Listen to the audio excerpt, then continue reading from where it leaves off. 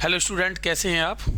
आज हमारी class second class start होगी और जैसा कि मैंने आपसे कल ही कहा था कि हमारी क्लास रेगुलर उन क्वेश्चंस की तरफ चलेगी जो एसएससी के आए हुए क्वेश्चन हैं और एसएससी के जितने भी एग्जाम हैं उन सभी एग्जाम्स के क्वेश्चन आपको कराए जाएंगे। आइए, आपके स्पेस जीएस रिसर्च सेंटर में आपका स्वागत है और क्लास को हम स्टार्ट करते हैं। सेकेंड डे सबसे पहला क्वेश्चन देखिए, मैं आपको बता दूं पहले कि ये सब जितने भी क्वेश्चन हैं इनको सब आप नोट करते चलें, जिससे कि एक कॉपी बना लीजिए आप अलग से एक्स्ट्रा, उन्हें नोट करते चलिए। क्योंकि मैं आपसे ये भी बता रहा हूँ यही क्वेश्चन बार बार रिपीट होंगे सभी सब्जेक्ट के। मैं आपको एक एक क्वेश्चन आपको तरीके से कराऊंगा और इसमें थोड़ा सा आगे पीछे हो जाएंगे। आज हमारा जो टॉपिक रहेगा वो वैदिक सभ्यता के जितने भी क्वेश्चन हैं, वैदिक सभ्यता के जितने भी प्रश्न हैं जो एग्जाम में पूछे गए हैं वो सभी आपको कराए जाएंगे और थोड़ा सा आगे पीछे हो जाएंगे क्वेश्चन, तो इसलिए आप नंबर डाल के समझते रहेंगे। जैसे कि 20वां क्वेश्चन है और आइए इस पर पहले हम बात करते हैं। पहला क्वेश्चन देखिएगा, भारत में वैदिक सभ्यता नदी के किनारे विकसित थी। देखिए ये 20वां क्वेश्चन है, हालांकि इसमें 1 2 3 ऐसे करके आगे पीछे रहेंगे। कुछ क्वेश्चन मैंने 1 2 हटा दिए जो आपके काम के नहीं है। तो पहला क्वेश्चन है, भारत में वैदिक सभ्यता नदी के किनारे विकसित थी। अब आपको देखिए ये क्वेश्चन आपका जो पूछा गया है, आप देख पा रहे होंगे एसएससी ऑनलाइन स्नातक परीक्षा, यानी कि ये सीजीएल का क्वेश्चन है और ये पूछा गया है 4 मार्च 2020 को फर्स्ट पाली में। अब इसका मतलब क्या, आपको बताना क्या है कि भारत में वैदिक सभ्यता किस नदी के किनारे विकसित थी। अब इसमें विकल्प है तापी नदी, विकल्प 1 है इसमें गोदावरी नदी, एक विकल्प है इसमें नर्मदा नदी और एक विकल्प है इसमें सरस्वती नदी। अब इसमें देखिएगा आप कि ए और सी और बी, यानी कि ए बी सी, ये 3 नदियां जो है दक्षिण भारत की नदियां हैं और ये आप अच्छे से जानते हैं कि साउथ इंडिया में वैदिक सभ्यता विकसित नहीं थी। ये तो मैंने आपको पढ़ाया है कि आर्य जो भारत में सबसे पहले आए थे वो अफगानिस्तान से होते हुए, ईरान से अफगानिस्तान होते हुए खैबर दर्रे से पंजाब में सबसे पहले आए थे और पंजाब नॉर्थ इंडिया का एक स्टेट है और कहीं ना कहीं आर्य साउथ में नहीं गए भाई, आर्य केवल नॉर्थ इंडिया के भाग में ही रहे या मिडिल इंडिया में रहे। तो इसलिए ये बिल्कुल तापी गलत है और चूंकि ये साउथ में है, गोदावरी साउथ में है, इसके अलावा नर्मदा साउथ में है और इसका आंसर हो जाएगा कौन सा भाई, सरस्वती नदी। कि सरस्वती नदी की अगर बात करें तो ये आपको पता होना चाहिए कि ये हरियाणा में बहती थी, आज ये विलुप्त हो चुकी है और इसी नदी के किनारे सिंधु सभ्यता बसी हुई थी। आगे बढ़ते हैं, अगला क्वेश्चन देखेंगे। अगला क्वेश्चन तो इसका आंसर आपका क्लियर हो गया होगा, बिल्कुल आगे बढ़ जाएं, बताते चलिएगा। अगला क्वेश्चन देखें, वैदिक रचनाओं के मुख्य संग्रह को क्या कहा जाता है। देखिए एक यहाँ क्वेश्चन ये जो बना है ये आपको बता दें, ये भी आपका सीजीएल का क्वेश्चन है और ये वर्ष 2021 में पूछा गया है। आइए, वैदिक सभ्यता के जितने भी क्वेश्चन हैं वो सब कराऊंगा, चैप्टर वाइज आपका टॉपिक चलेंगे। ये 14वें नंबर का क्वेश्चन है, वैदिक रचनाओं के मुख्य संग्रह को क्या कहते हैं। देखिए पहली बात तो आपको ये बता दूं कि वेद जो हैं, याद रखिएगा वेद हमारे 4 हैं, ऋग्वेद है, इसके अलावा यजुर्वेद है, अथर्ववेद है, सामवेद है, 4 वेद हैं। चारों वेदों की अगर बात करें तो स्टूडेंट ये माना जाता है वैदिक सभ्यता में कि चारों वेदों को किसी ने नहीं लिखा। चूंकि वैदिक सभ्यता में भाषा तो थी, आर्यों की भाषा तो संस्कृत थी, नो डाउट, ये हमने पढ़ा भी है, लेकिन आर्यों की लिपि कोई नहीं थी। अगर आपने पढ़ा हो तो आर्यों की लिपि नहीं थी, इसलिए वेदों को नहीं लिखा गया। वेद अपुरुष हैं, वेदों को किसी पुरुष ने नहीं लिखा। और वेदों का आपको पता हो तो वैदिक सभ्यता में जो आर्य थे वो श्रुति माध्यम से, श्रुति का मतलब है सुना सुनाकर आगे बढ़ाते थे, इसलिए वेदों को किसी ने नहीं लिखा। वेदों को सुन सुनकर आगे चलकर इन वेदों के मंत्रों को इकट्ठा किया गया है और इन्हें बोलते हैं संहिता। क्या कहेंगे भाई, संहिता। याद रखिएगा वेद नहीं लिखे, वैदिक संहिताएं लिखी गई हैं। यह एग्जाम में पूछ लिया जाता है क्या वेद लिखे गए हैं, तो आप बताएंगे नहीं, तो क्या लिखा गया है, वैदिक संहिताएं लिखी गई हैं। और मैंने आपको यह भी बताया है इन वैदिक संहिता को लिखने वाला कौन था, महर्षि कृष्णद्वैपायन। मैंने आपको पढ़ाया है महर्षि कृष्णद्वैपायन, और महर्षि कृष्णद्वैपायन ने, याद रखिए, वेदों के संहिता को संकलित किया था, इसलिए इनका नाम क्या पड़ गया था, वेद व्यास। क्या, वेद व्यास इनका नाम पड़ चुका था। अगले क्वेश्चन की ओर बढ़ते हैं तो आंसर हमारा क्या हो जाएगा, वैदिक संहिताएं हो जाएंगी। बहुत बढ़िया, इसको नोट कर लेंगे, क्वेश्चन को ध्यान रखिएगा। अगला क्वेश्चन देखते हैं, आइए नेक्स्ट अगला क्वेश्चन देखते हैं स्टूडेंट। हम अगला क्वेश्चन देखेंगे, थोड़ा इसको जूम कर लेते हैं जिससे कि आपको दिक्कत ना रहे। देखिएगा, देखते चलें और हाँ नोट्स जरूर बना लें, क्योंकि ये आपके सब के सब काम के क्वेश्चन है भाई, सब के सब काम के हैं और बिल्कुल रिपीट इसी से होंगे। आइए दूसरे क्वेश्चन की ओर देखिएगा। दूसरा क्वेश्चन है, कौन सा वेद धार्मिक अनुष्ठानों से संबंध रखता है। देखिए ये भी आपका देख पा रहे हो तो ऑनलाइन स्नातक स्तरीय परीक्षा 2016 में पूछा गया है, कौन सा वेद धार्मिक अनुष्ठानों से संबंधित है। देखिए मैंने आपको पढ़ाया है, ऋग्वेद की अगर बात करें तो ऋग्वेद में देवी देवताओं के लिए, देवताओं की स्तुति के लिए, देवताओं की प्रेयर के लिए, देवताओं की प्रार्थना के लिए उसमें श्लोक या मंत्र हैं। जबकि सामवेद की अगर बात करें तो वो संगीत पर है, पूरी तरीके से संगीत पर डिपेंड है। अथर्ववेद में जादू टोना और आयुर्वेद है, और यजुर्वेद में विधि विधान कर्म कांड ये सब हैं। तो याद रखना अनुष्ठान से संबंधित जो वेद है उसका आंसर हो जाएगा आपका क्या, यजुर्वेद, यानी कि आंसर हो जाएगा बी करेक्ट। ऋग्वेद में तो देवताओं के लिए मंत्र हैं उनको गाने के लिए, सामवेद में संगीत है, अथर्ववेद में आप देखेंगे तो जादू टोना भूत प्रेत वशीकरण खोया पाया मनचाहा प्यार ये सब प्राप्त करने के साधन हैं। आयुर्वेद भी इसी में है, लेकिन यजुर्वेद में क्या है, विधि विधान और यज्ञ वगैरह ये सब दे रखे हैं। विधि विधान और यज्ञ वगैरह सब अथर्ववेद में, यजुर्वेद में, याद रखिएगा। अगले क्वेश्चन की ओर बढ़ते हैं भाई, बहुत बढ़िया नोट्स बनाते चलेंगे सभी स्टूडेंट। आज देखिएगा आपको जूम भी कर करके दिखाया जा रहा है, बिल्कुल टेंशन न लें। अगले क्वेश्चन की ओर थोड़ा इसको छोटा करके, एक सेकेंड आइए, एक सेकेंड बस, आप देखेंगे आपको बिल्कुल क्लियर दिखेगा। चलिए अगले क्वेश्चन की ओर अब बढ़ते हैं, देखिएगा। अगला क्वेश्चन स्टूडेंट हमारा दे रखा है कि थोड़ा सा आंसर इसका ब्लैंक कर देते हैं। वैदिक काल के महत्वपूर्ण देवताओं के समूह का चयन करें। वरुण, विष्णु, शिव, शेषनाग, चंद्र, यम, ब्रह्मा, प्रजापति, गरुण, अग्नि, इंद्र, सोम। मैं आपको बता दूं वैदिक सभ्यता में सबसे मेन देवता थे इंद्र, याद रखिए भाई। इंद्र के लिए ऋग्वेद में 250 श्लोक हैं। कितने? 250। सेकंड नंबर पे माने जाते हैं भाई कौन से? अग्नि। अग्नि के लिए स्टूडेंट याद रखना 200 श्लोक दे रखे हैं। और थर्ड माने जाते हैं सोम। सोम तो आपको मालूम होगा, सोम देवता, इसके लिए 117 श्लोक हैं। तो देखिए याद रखिए वैदिक काल के 3 महत्वपूर्ण देवता, कभी मत भूलना, ये इंद्र हैं। इनको युद्ध का देवता या किलों को तोड़ने वाला युद्ध का देवता माना गया है। अगर अग्नि की बात करें तो ये मनुष्य और ईश्वर के बीच ये संबंध स्थापित करते थे, जो कि आर्य वगैरह जब श्लोक मंत्र का जाप करते थे तो अग्नि में आहुति चढ़ाते थे, और अग्नि जो है धुआं बनकर ईश्वर के पास जाकर उनकी बातों को पहुंचाती थी। सेकंड महत्वपूर्ण देवता है। और सोम, ये तो सोमरस भी हमने पढ़ाया है। सोमरस आर्यों का सबसे प्रिय पेय पदार्थ था, मैंने आपको बताया है। ये आर्यों के तीसरे देवता थे। आंसर हो जाएगा डी करेक्ट, अग्नि, इंद्र और सोम। अग्नि, इंद्र और सोम ये आप याद करते चलें और आंसर भी लगाते चलें, आगे नोट करते चलेंगे। आइए भाई अगले क्वेश्चन की ओर चलते हैं स्टूडेंट, अगले क्वेश्चन की ओर चलेंगे भाई, नोट करते चल रहे होंगे आप। अगला क्वेश्चन देखिएगा, निम्नलिखित में से किस नदी को वैदिक काल में परशुनी के नाम से जाना जाता है? देखिए मैंने आपको बताया था परशुनी के नाम से जो जाना जाता है वो जाना जाता है रावी नदी को। और आपको मालूम हो तो इसी नदी के किनारे एक युद्ध हुआ था, और मैंने आपको पढ़ाया भी है। अगर उस युद्ध की बात करूं तो उसका नाम है दशराग्य युद्ध। और ये दशराग्य युद्ध आपको मालूम हो, एक तरफ 10 राजा थे यानी कि 10 राजाओं के बीच, और सेकंड यानी एक दूसरी तरफ राजा सुदास थे। सुदास राजा जो थे वो आर्यों के राजा थे। याद रखना उस समय भारत के राजा कौन थे? सुदास। और आर्यों के राजा थे, ये भारत के राजा थे। और आपको मैंने ये भी बताया है कि दशराग्य युद्ध का उल्लेख जो मिलता है वह ऋग्वेद के 7वें मंडल में इस युद्ध का उल्लेख मिलता है। इतिहास का पहला युद्ध यही माना गया स्टूडेंट। और इस युद्ध में राजा सुदास की जीत हुई थी। और परशुनी जो नाम था वह याद रखिएगा रावी नदी का नाम था। और यह क्वेश्चन पूछा गया है एसएससी सीजीएल परीक्षा 2020। अगली क्वेश्चन की ओर चलते हैं, अब नोट करते चलें भाई।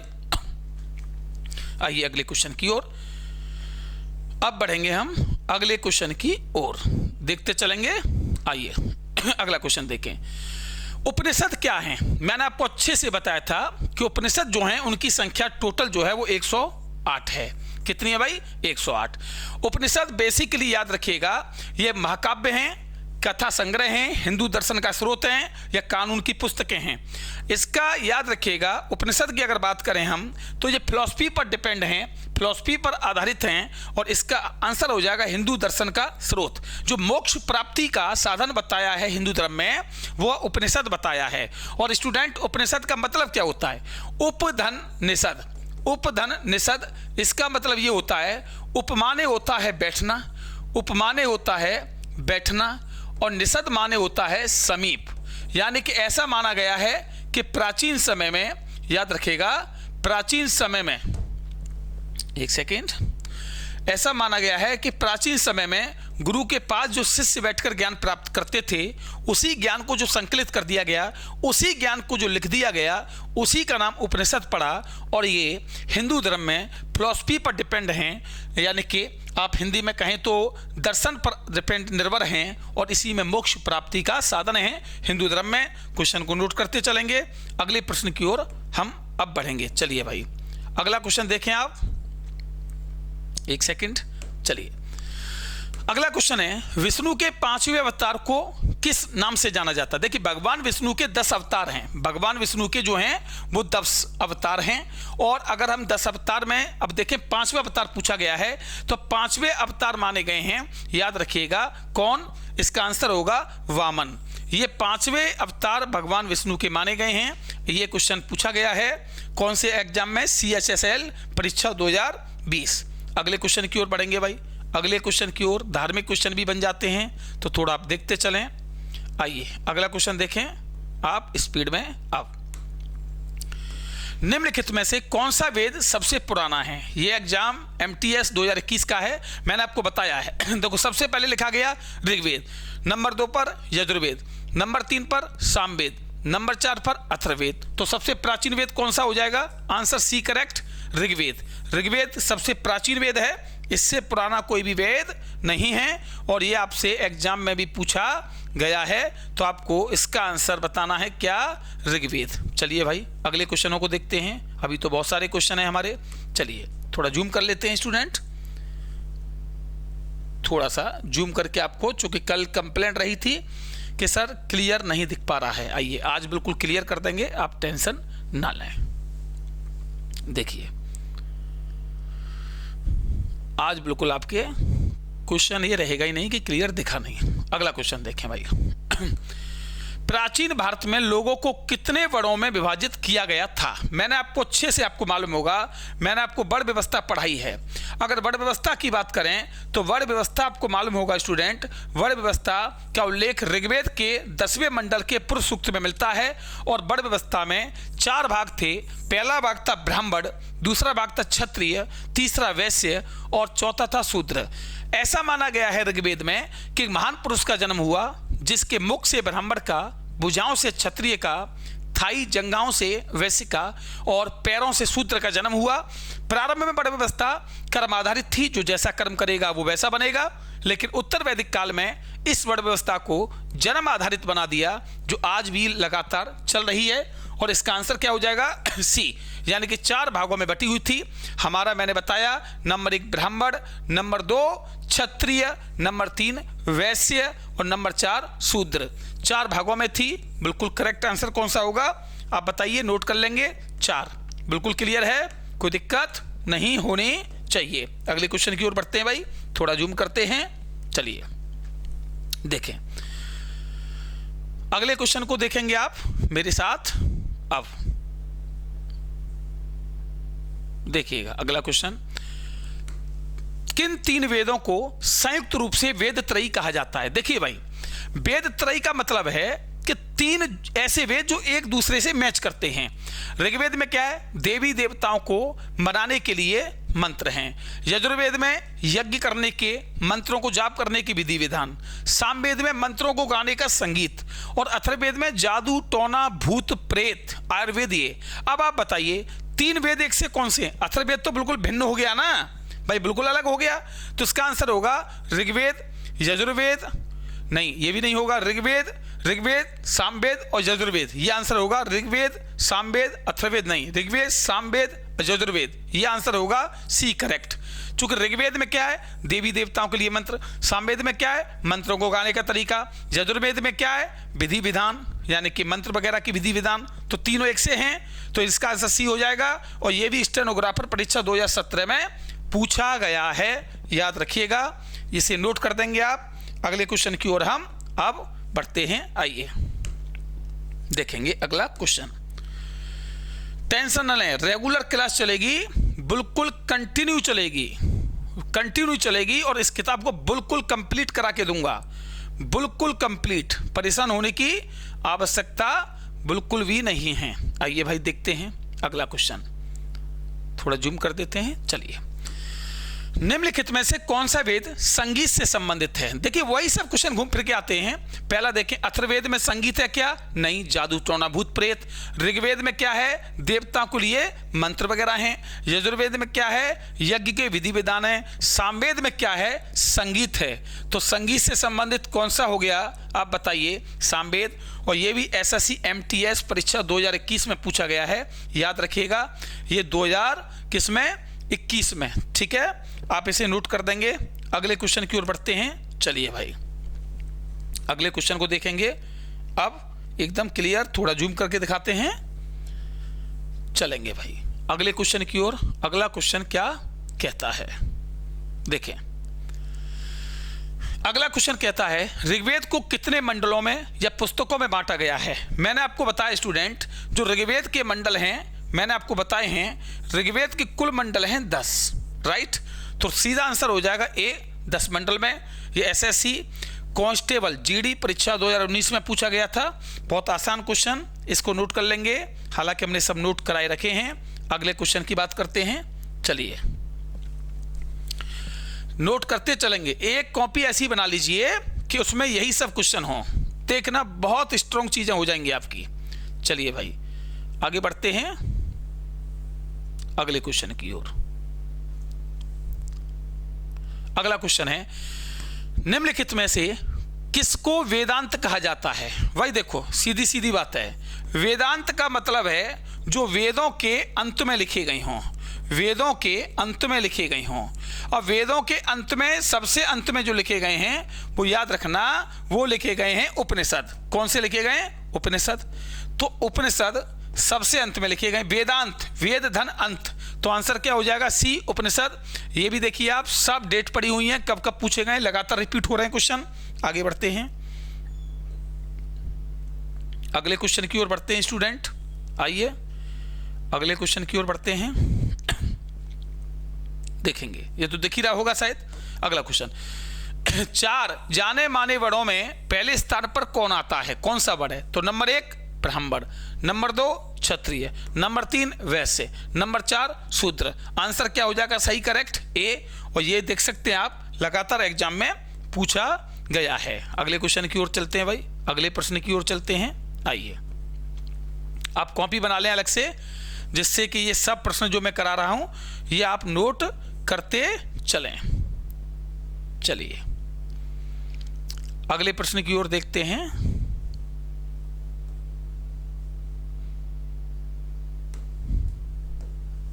ये बौद्ध धर्म का क्वेश्चन आ गया इसमें, हालांकि हम बौद्ध को बिल्कुल अलग लेंगे, अब चिंता ना करें। देखिएगा क्वेश्चन क्या है, कैवल्य कौन से धर्म से संबंधित है? मैंने आपको बताया है कि कैवल्य का मतलब क्या होता है? ज्ञान प्राप्त करना। और ये तो कल परसों भी पढ़ाया था। ये किससे है? क्या बौद्ध से है, हिंदू से है, जैन से है, सिख से है? जैन धर्म में कैवल्य की बात कही गई है। कैवल्य मतलब जैन धर्म में जो ज्ञान प्राप्त करेगा उसे क्या कहेंगे? कैवल्य कहेंगे। जैन में ज्ञान प्राप्त करने को कैवल्य कहा जाता है। तो याद रखिएगा, ये क्वेश्चन आपके लगातार वही हैं जो एग्जाम में आ चुके हैं, परेशान होने की आवश्यकता नहीं है। आगे बढ़ते हैं भाई। तो ये क्वेश्चन हमने इतने कराए, इसके अलावा मैं आपको कुछ क्वेश्चन मौखिक बोल के बताऊंगा कौन कौन से एग्जाम में बन जाते हैं। देखिए, वैदिक सभ्यता की अगर बात करें तो वैदिक सभ्यता आपको मालूम होगा सिंधु सभ्यता के बाद दूसरी सभ्यता मानी जाती है। वैदिक सभ्यता सिंधु सभ्यता के बाद दूसरी सभ्यता मानी जाती है। भारत की सबसे पहली जो सभ्यता थी वो सिंधु सभ्यता थी, इसलिए सिंधु सभ्यता को भारत की सबसे प्राचीनतम सभ्यता कहते हैं। सिंधु सभ्यता का रहन सहन जो था वो शहरों जैसा था, इसलिए सिंधु सभ्यता को इतिहास में प्रथम नगरीय सभ्यता या फर्स्ट टाउन सिविलाइजेशन कहा जाता है। और जबकि वैदिक सभ्यता के लोग जो थे, जिसके वैदिक सभ्यता के निर्माता जो थे, जो फाउंडर थे, वो आर्य थे। आर्य आपको मालूम हो तो आर्य मध्य एशिया से आए थे, और ये बात किसने बताई? इतिहासकार मैक्स मूलर ने बताई है, याद रखिएगा। जबकि इसके अलावा अगर हम बात करें तो बाल गंगाधर तिलक ने आर्यों का स्थान तिब्बत बताया है, जबकि मैक्स मूलर ने मध्य एशिया ईरान बताया। आर्य जब भारत आए थे उनका आने का मुख्य कारण था घोड़ा, क्योंकि ईरान में लोग घोड़ा पालते थे और घोड़े के लिए घास खत्म हो चुकी थी, इसलिए आर्य घास के चक्कर में वो धीरे धीरे अफगानिस्तान होते हुए भारत के पंजाब में आए, और अफगानिस्तान से जो पंजाब आए थे, जो बीच में जो हिमालय पर्वत के बीचों बीच एक मार्ग था उसे खैबर दर्रा कहा गया था। दर्रे का मतलब होता पहाड़ों के बीचों बीच रास्ता, याद रखिएगा। आर्य भारत में सबसे पहले पंजाब राज्य में बसे थे और टोलियों के रूप में आए थे, याद रखिएगा। और आर्य अपने साथ घोड़े लेकर आए थे और पंजाब में 7 नदियों के किनारे आर्य बसे थे। मैंने आपको पढ़ाई है, जैसे रावी, झीलम, सतलज, व्यास, चिनाब, सिंधु और सरस्वती। इसलिए 7 नदियों में सबसे मुख्य नदी जो थी वो सिंधु नदी थी, इसलिए इसका नाम पड़ जाता सप्त सैंधव प्रदेश। आर्य अगर बात करें तो आर्यों की भाषा संस्कृत भाषा थी, जो कि भारत की सबसे प्राचीनतम भाषा है, और वेद, उपनिषद, जितने भी धार्मिक ग्रंथ लिखे हुए हैं ये सब के सब संस्कृत में लिखे गए हैं, याद रखिएगा। और इसके अलावा आर्यों की कोई लिपि नहीं थी। आर्यों का जो लिविंग ऑफ स्टैंडर्ड, जो रहन सहन था, वो गांव जैसा था, यानी कि ग्राम यानी गांव जो होते हैं उनके जैसा था। इसलिए आर्यों की सभ्यता, वैदिक सभ्यता को भारत की प्रथम ग्रामीण सभ्यता भी कहते हैं। और इसका मुख्य आपको उदाहरण दिखेगा कि आप अगर भारत में ग्रामीण बैंक देखेंगे तो उसके सामने लिखा रहता है आर्यवर्त ग्रामीण बैंक। आर्यवर्त का मतलब कि अपना भारत जो सबसे पहले ग्रामीण भारत था वो आर्यों ने ही बसाया था। वैदिक सभ्यता का टाइम पीरियड जो इतिहास में माना जाता है वो 1500 ईसा पूर्व से 600 ईसा पूर्व माना जाता है, जिसमें 2 भाग दिए गए हैं, एक उत्तर वैदिक काल, एक ऋग्वैदिक काल। एक उत्तर वैदिक, एक ऋग्वैदिक। ऋग्वैदिक काल का जो माना जाता है वो याद रखिएगा 1500 से लेकर 1000 BC, और 1000 से 600 तक जो माना जाता है वो उत्तर वैदिक काल माना जाता है। अगर हम वेदों की बात करें तो सबसे प्राचीनतम वेद हमने बताया ऋग्वेद है। इसके अलावा और टॉपिक पर चलते हैं। आर्यों की जो समाज था, जो सोसाइटी थी, जो सोशल समाज था, वो पुरुष प्रधान था, इसलिए उसे पुरुष प्रधान समाज कहते हैं। इसके विपरीत सिंधु सभ्यता का जो समाज था वो महिला प्रधान था, इसलिए उसे स्त्री समाज कहा जाता है। आर्यों का जो इकोनॉमी था, आर्यों का अर्थव्यवस्था जो था, वो आर्यों का इकोनॉमी याद रखिएगा शुरुआत में पशुपालन और एग्रीकल्चर पर, सबसे पहले तो एग्रीकल्चर पर डिपेंड था, लेकिन आगे चलकर उन्होंने पशुपालन का भी पालन किया, पशुपालन को भी यूज किया। इसलिए आर्यों की अर्थव्यवस्था का जो मुख्य स्रोत था वह था पशुपालन और एग्रीकल्चर, या एग्रीकल्चर और पशुपालन। जबकि इसके विपरीत हम सिंधु सभ्यता को देखें तो सिंधु सभ्यता की लोगों का जो इकोनॉमी का स्रोत था वो था बिजनेस, यानी सिंधु सभ्यता के लोग जो थे वो बिजनेसमैन थे, और इसलिए वो अपनी अर्थव्यवस्था में व्यापार को ही ज्यादा महत्व देते थे। आर्यों का सबसे प्रिय जानवर जो था वो मैंने आपको बताया घोड़ा था, जबकि आर्यों का सबसे पालतू जानवर जो था वो था कुत्ता, डॉगी। और आर्यों का सबसे पूजनीय जानवर जो था वो याद रखिएगा वो था गाय। आर्य गाय के लिए एक शब्द का इस्तेमाल करते थे, उसका नाम है अगन्या, और अगन्या का मतलब होता है जिसे मारा ना जा सके। याद रखिएगा, अगन्या का मतलब होता है ऐसा जानवर जिसे मारा ना जा सके। यह आपका क्वेश्चन एग्जाम में आ सकता है, इसे याद रखिएगा।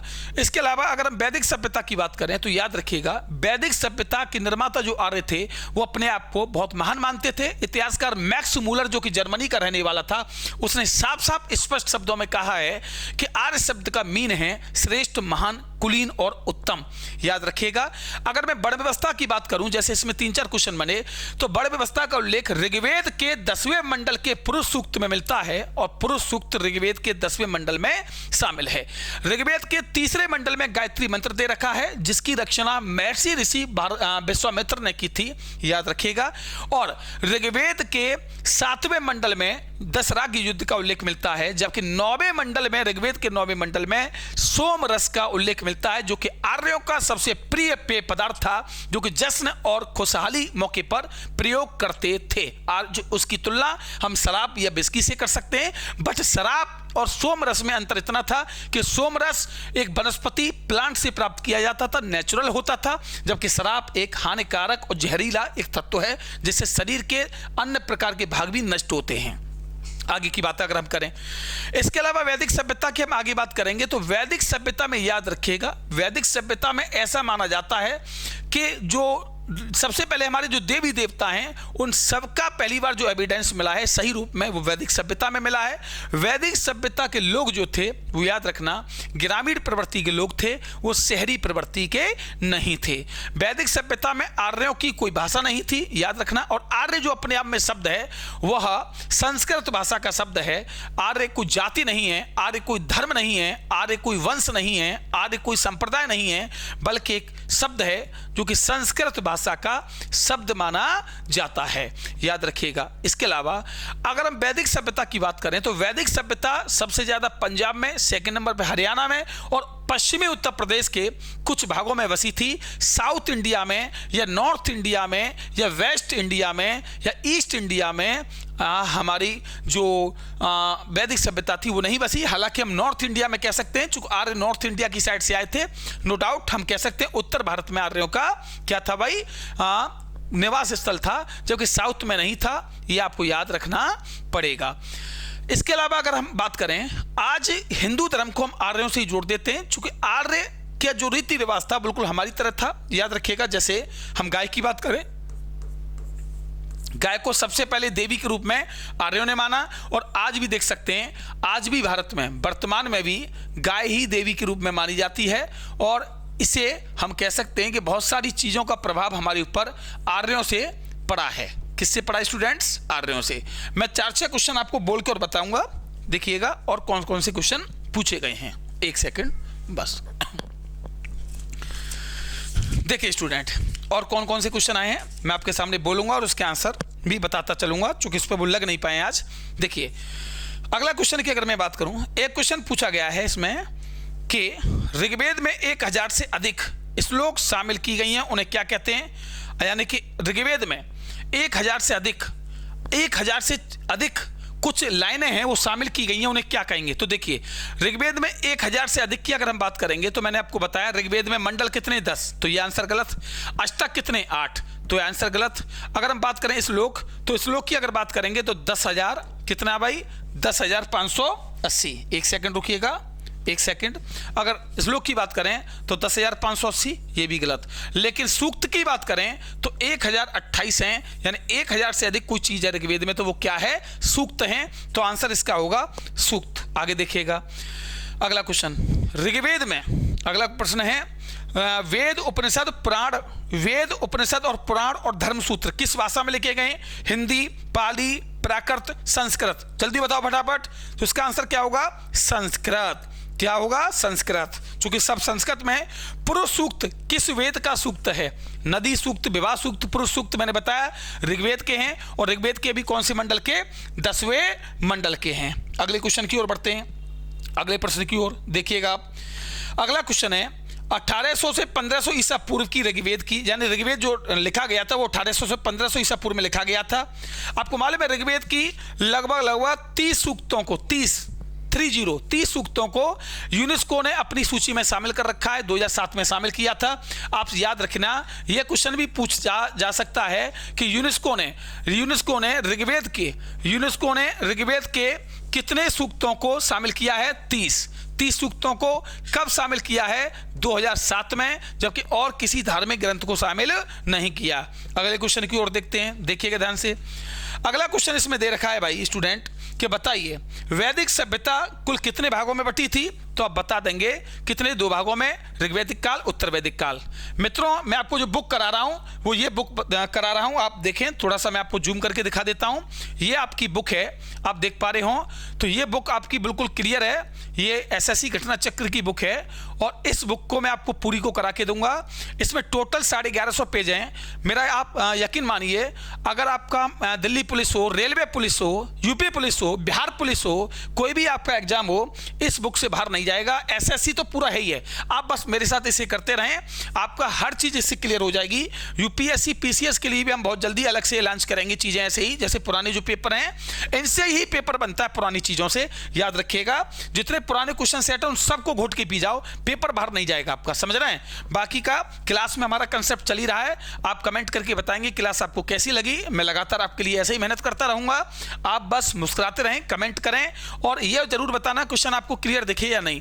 और हाँ, ऑफलाइन हमारे जो बैच चल रहे हैं उनमें और स्टूडेंट को बताइए। देखिए हमारा सीधा सीधा मकसद है कि अलीगढ़ में ज्यादा से ज्यादा लोगों को पढ़ाना, ज्यादा से ज्यादा सेलेक्ट करना और ज्यादा से ज्यादा उनके जो है शोषण होने से बचाना। हम देखिए सबसे कम फीस में, बाकी का मेरी क्लास चाणक्य में भी चल रही है, इसके अलावा अपनी अलग भी एक क्लास है वहां भी चल रही है। आप जहां आपको बेस्ट लगे वहां आइए और मैं आपके साथ पूरी तरीके से हूं, भरोसा रखिए आपका इसी 2023 में सिलेक्शन होगा। बस मुझसे एक बार जुड़ने का प्रयास करिए कैसे भी, जब तक आप मेरे पास नहीं आएंगे तो मैं क्या कर पाऊंगा। इतना मैं भरोसा दे रहा हूं कि आपका सिलेक्शन की गारंटी होगी। इस बात को ज्यादा से ज्यादा बच्चों तक पहुंचाएं जिससे कि मैं ज्यादा से ज्यादा बच्चों के भविष्य को निखार सकूं। अगली मुलाकात कल होगी, चैनल को सब्सक्राइब करें, वीडियो को ज्यादा से ज्यादा शेयर करें, ठीक है। जय हिंद, आप अपना ध्यान रखिए।